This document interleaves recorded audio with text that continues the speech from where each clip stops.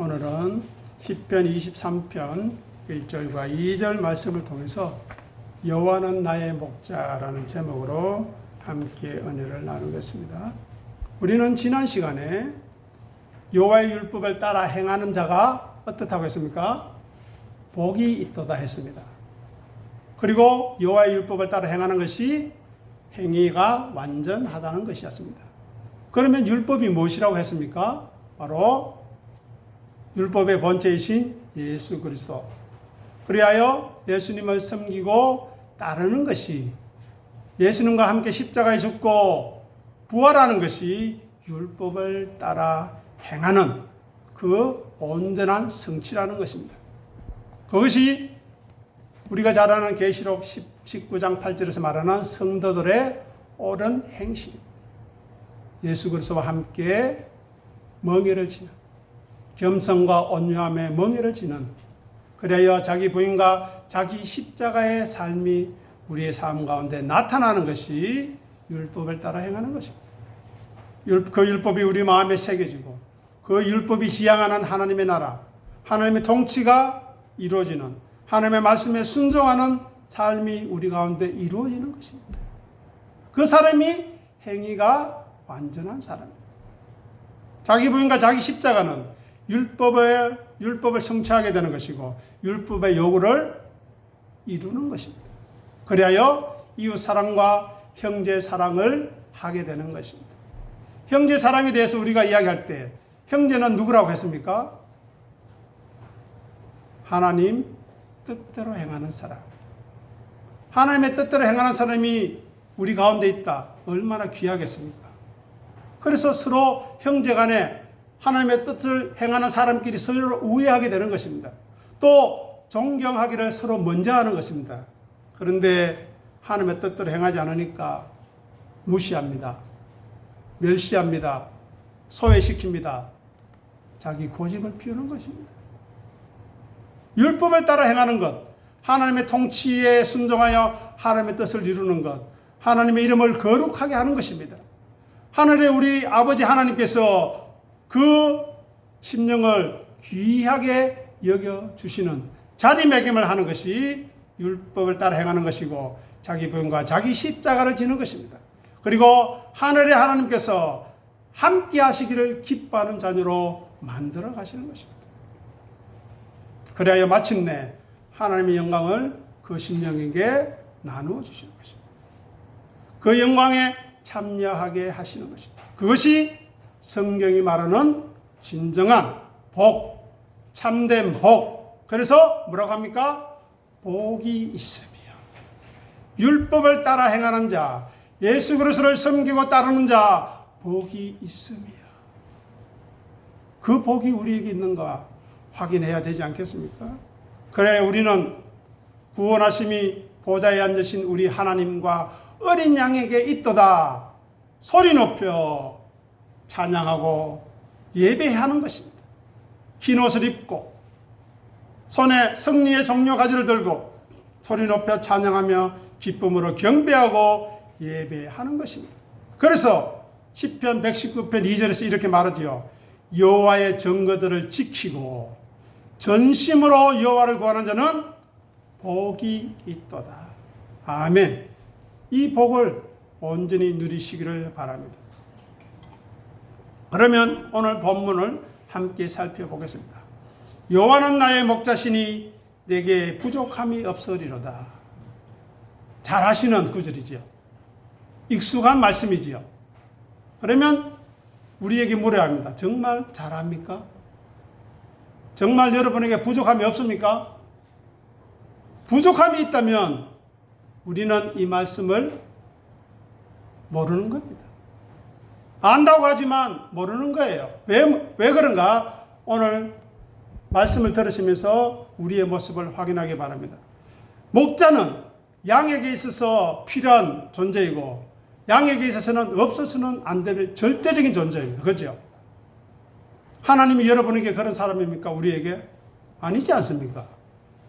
우리는 돈이 더 필요했고 내 인기가 더 필요했고 내 자존심이 더 필요했지 하나님이 절대적인 분이 아니었다는 것입니다. 여기서 여호와에 대해서 잠깐 살펴보고 목자로 넘어가겠습니다. 여호와라는 것은 이스라엘과 언약을 맺으시는, 즉 자신을 계시하시는 인격적인 하나님을 의미합니다. 출애굽기 6장 7절 우리 주보를 통해서 읽어보겠습니다. 순서지 밑에 있습니다. 같이 읽습니다. 너희를 내 백성으로 삼고 나는 너희의 하나님이 되리니 나는 애굽 사람의 무거운 짐에서 너희를 빼낸 너희의 하나님 여호와인 줄 너희가 알지라. 보십시오. 어떤 언약입니까? 우리를 하나님의 백성 삼으시고 하나님이 우리의 하나님이 되시는 것. 이것이 성경의 유일한 언약입니다. 그러면서 뭐라고 이야기합니까?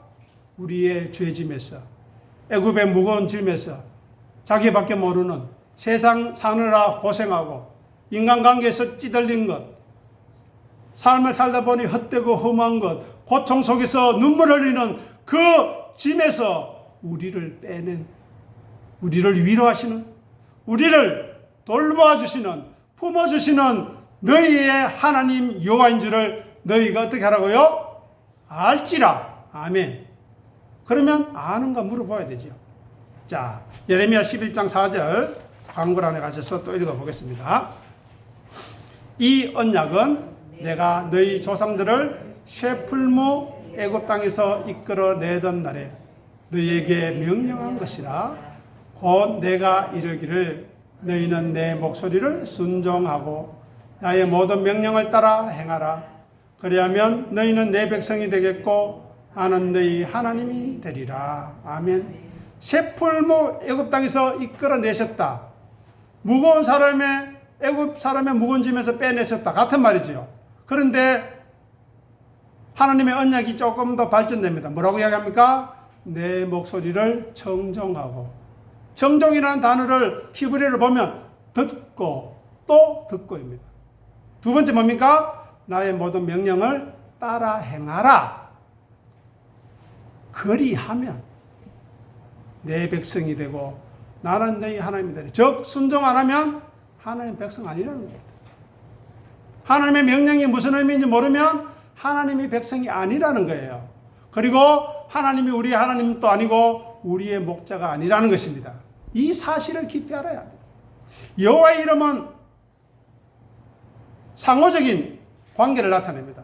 시작은 하나님의 주권적인 선택으로 시작되었지만 이스라엘이 자격이 있어서가 아니라 오직 하나님의 은혜로운 결정으로 하나님의 백성, 하나님의 소유가 되었다는 것입니다. 여기에 대한 감사와 기쁨이 있어야 돼요.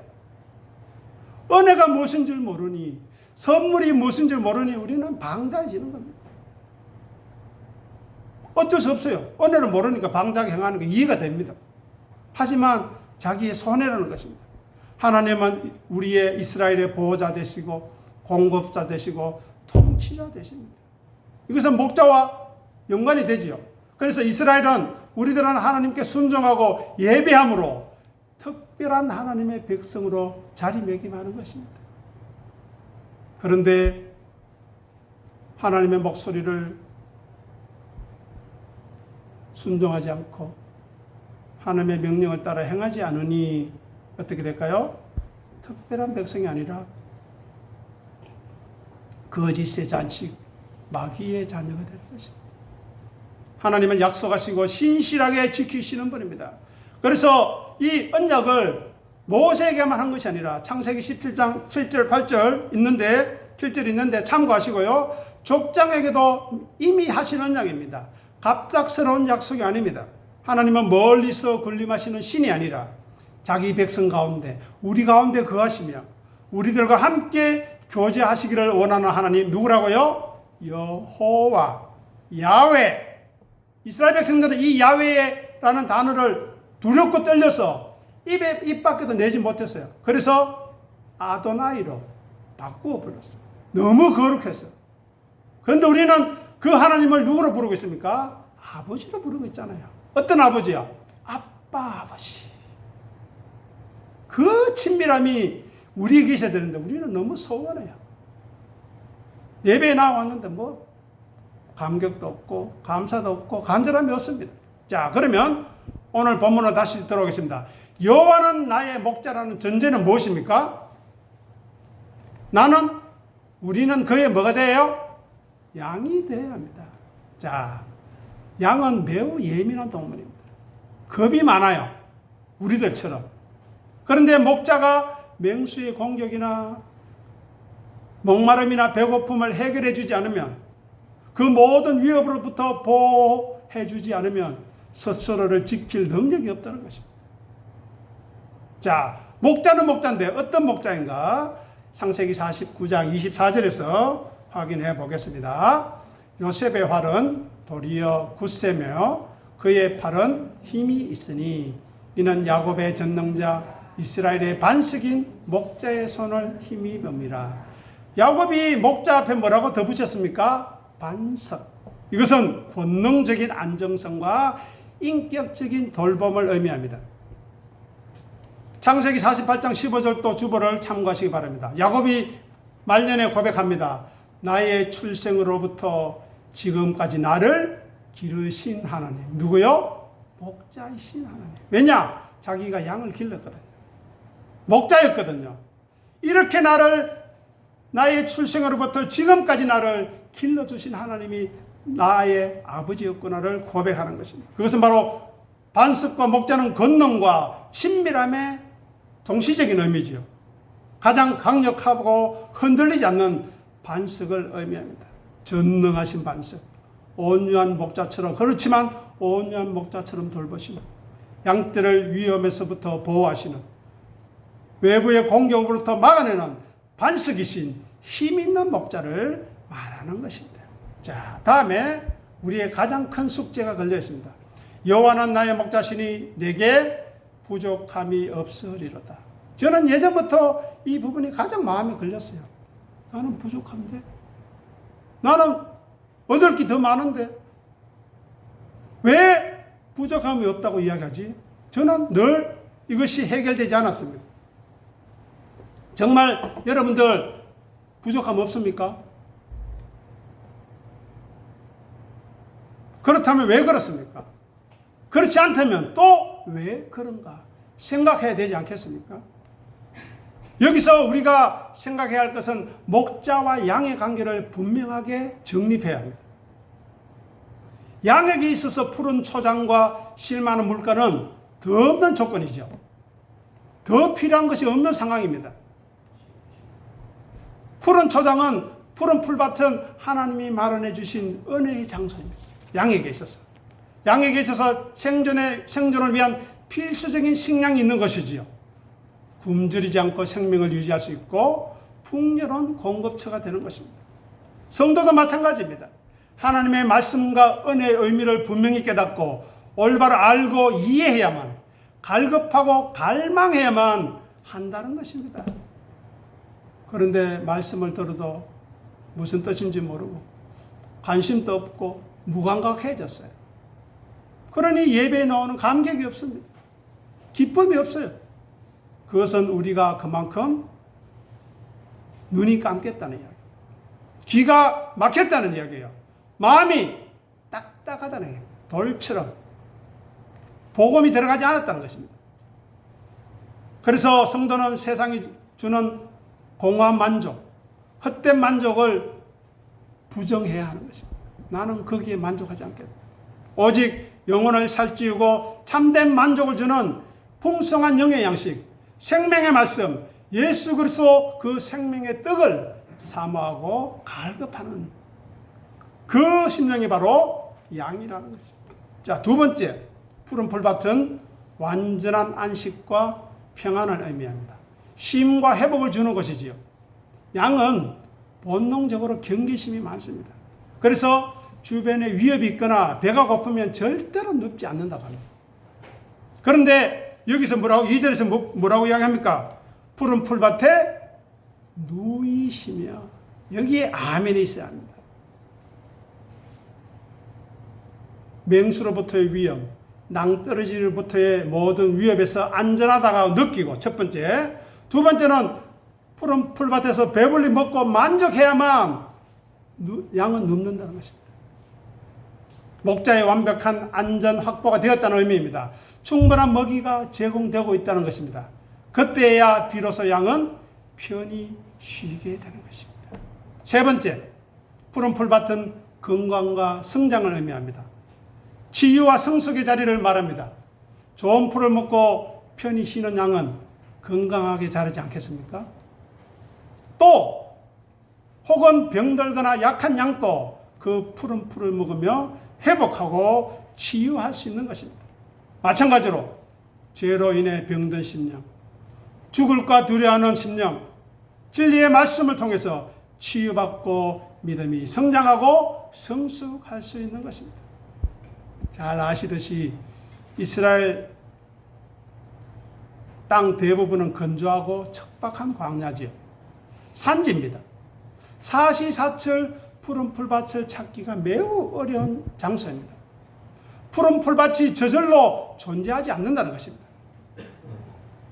그래서 그것은 바로 유능한 목자, 지혜로운 목자에 의해서 비 내리는 시기가 언제인지 알고 또 물이 있는 장소가 어딘지 알고 정확하게 그리고 안전하게 양들을 이끌어야만 푸른 풀밭이 있는 것으로 특별한 장소로 나아갈 수 있는 것입니다. 동물의 왕국이라는 TV를 보면 암컷 가장 나이가 많은 코끼리가 무리를 안내하듯이 목자가 그곳으로 정확하게 인도한다는 것입니다. 자, 다음으로 푸른 풀밭의 영양학적 의미를 살펴보면서 그 의미를 더 깊이 나가겠습니다. 주보를 참고하시기 바랍니다. 제가 정리를 해놨습니다. 첫 번째, 푸른 풀밭은 최상의 수분을 공급합니다. 갓 자란 풀밭에는 약 70에서 80%의 수분을 함유하고 있다고 합니다. 그래서 그 풀은 가장 중요한 수분 공급원이 됩니다. 즉 하나님의 말씀과 은혜의 말씀은 메마른 영혼을 적시는 생명수가 되고 흘러넘치고 차고 넘쳐서 그 생명의 말씀을 갈급하게 삼아하는 자들에게는 풍성한 은혜, 감격이 있다는 것입니다.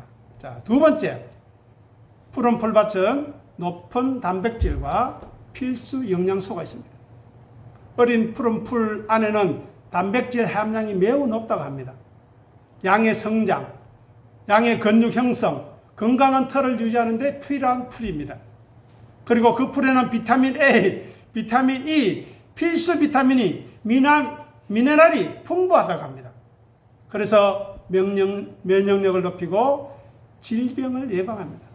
우리도 말씀을 듣고 건강해야 마귀를 대적할 힘을 전신갑주를 입지 않겠습니까? 세 번째, 푸른 풀은 뛰어난 소화율과 에너지 효율을 가져다 줍니다. 푸른 풀은 섬유질이 부드러워서 양이 소화하기에 쉽다고 합니다. 소화가 잘 되면 적은 양을 먹어도 높은 에너지 효율을 얻게 된다는 것입니다.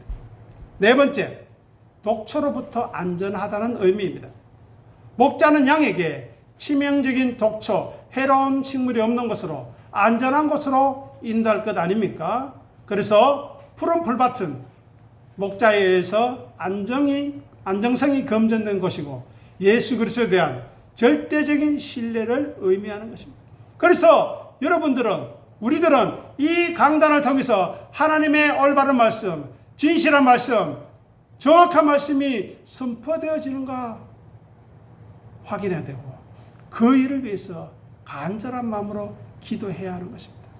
그렇지 않으면 거짓된 가르침, 해로운 사상, 죄의 유혹을 하는 그런 독초로부터 우리는 먹고 쓰러지고 병을 얻게 될 것입니다. 자, 그런데 오늘 저와 여러분들이 함께 생각해야 할 재미있는 질문이 이것입니다. 푸른 풀밭에 양이 아니라 맹수나 일이나 늑대 같은 호랑이 같은 육식동물이 있다면 그 육식동물에게 푸른 풀밭은 어떤 의미일까요? 이 말은 우리는 하나님 앞에 양인가 맹수인가 하는 것입니다. 자, 보십시오. 육식동물에게 있어서 푸른 풀밭은 먹을 거리 없는 배고픔이죠. 굶주림의 자리일 뿐입니다. 마치 음식의 사막과 같습니다. 음식의 사막. 다음으로 아름답지만 절망의 비극의 공간이죠. 맹수에게 있어서. 맹수에게 있어서 푸른 풀밭은 쉴 만한 자리가 아닙니다. 즉 본질과 목적을 상실한 그런 공간이라는 것입니다. 자, 주보를 참고하셔서 제가 몇 가지를 적어놨는데 맹수에게서 푸른 풀밭은 어떤 의미인가? 첫 번째, 헛된 희망과 가질 수 없는 풍요를 의미합니다. 시각적으로는 풍요롭습니다. 평화스럽습니다. 기회가 있는 것 같습니다. 하지만 육식동물의 본질과 맞지 않기 때문에 육식동물은 거기에서 풍요를 누릴 수 없습니다.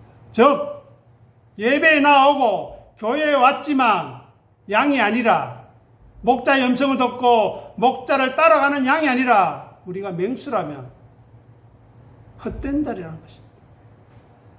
두 번째, 존재의 이유의 상실과 정체성 혼란이 오는 장소입니다. 육식동물은 사냥하는 동물이지요. 프레데터라고 하죠. 그 정체성이 있기 때문에 그들은 힘이 있습니다. 양보다 속도가 빠릅니다. 그리고 날카로운 이빨과 발톱이 있죠. 그것은 무엇 때문에 있습니까? 사냥을 위해서 있습니다. 양을 잡아 먹어야 돼요. 남들을 물고 뜯어야 돼요. 그런데 푸른 풀밭에서는 양이 없는 곳에서는 그 모든 능력은 무용지물이 되는 것입니다. 공허함과 지독한 고독만 있을 뿐입니다. 잘 생각해 보십시오. 예배에 나왔는데 감사가 없고 기쁨이 없고 감격이 없다면 우리는 공허할 뿐입니다. 그죠? 말씀을 들어도 위로가 안 돼요. 예수 그리스도의 십자가가 나에게 은혜가 안 돼요. 얼마나 허무합니까? 세 번째, 단절과 고독의 자리입니다. 육식동물에게 있어서 푸른 풀밭은 관계와 사회적 연결 없이 홀로 존재하죠. 육식동물들은. 그래서 거기서 철저한 개인적인 고독감을, 소외감을 느낄 수밖에 없습니다. 풀은 먹지도 못해. 먹을 양식은 없어. 어떡하겠습니까? 네 번째, 쇠락의 징조를 의미합니다.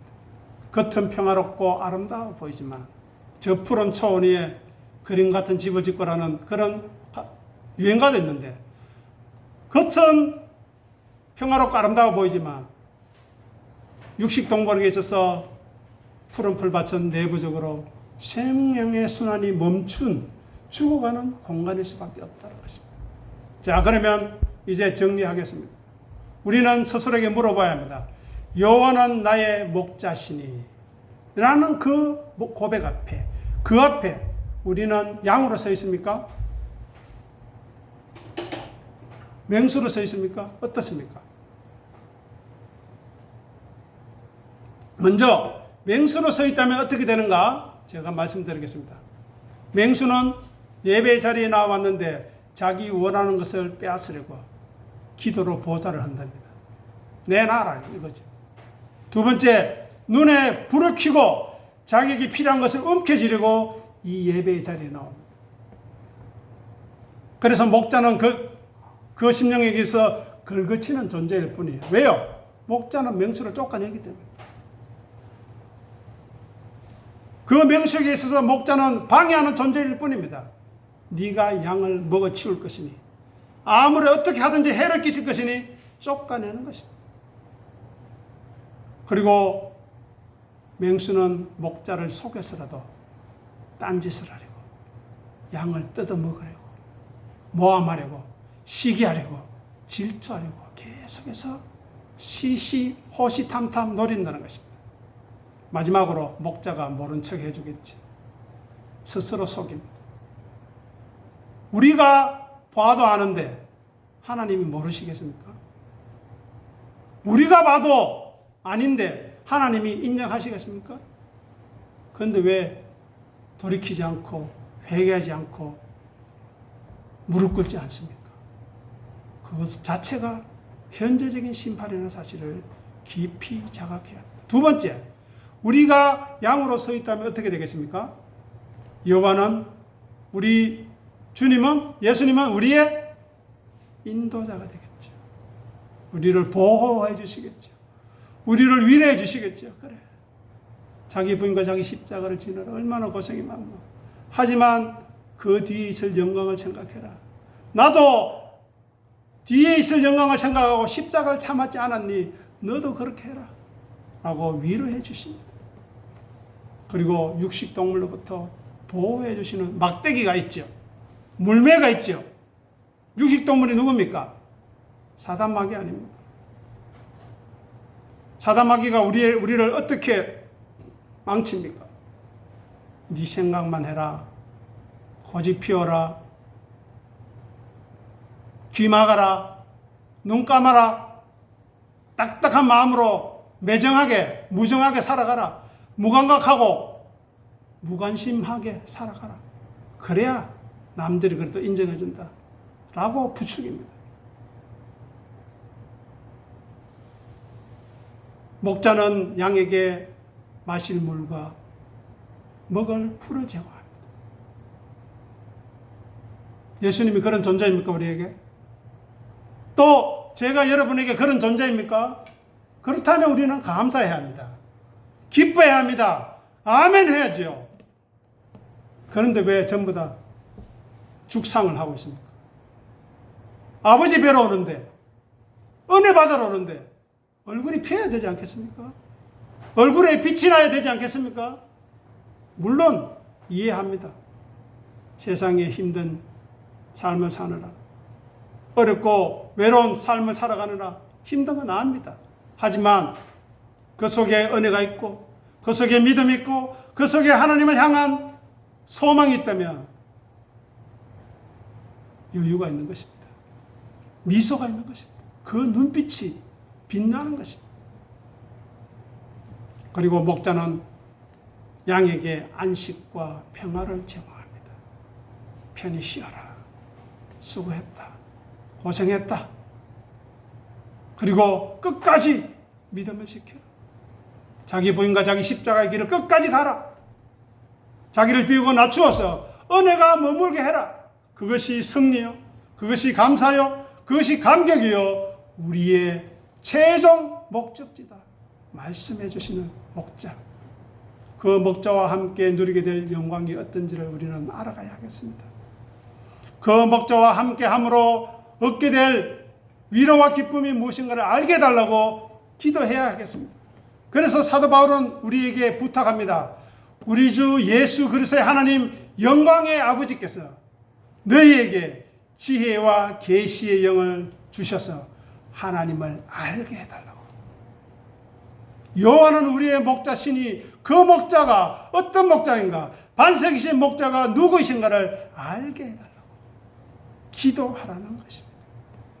그래서 우리는 오늘 시편 23편 1절에서 2절 말씀을 같이 읽으면서 아멘으로 마무리하겠습니다. 읽어보겠습니다. 천천히.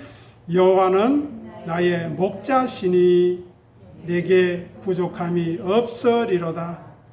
그가 나를 푸른 풀밭에 누이시며 쉴 만한 물가로 인도하시는도다. 아멘. 아멘. 기도하겠습니다. 하나님 아버지, 은혜를 감사합니다.